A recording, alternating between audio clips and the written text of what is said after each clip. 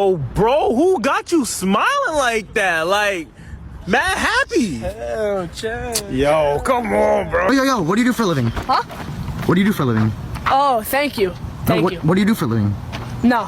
What? Let me see. Whoa, what the hell?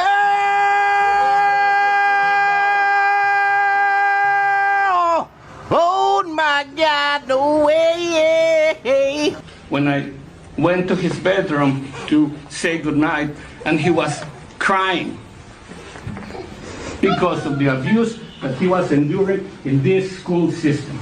Then why did you stay in Mexico? We got a chef, he's directly from France. Really? Yeah, I'll bring him right to you. All right. Thank you.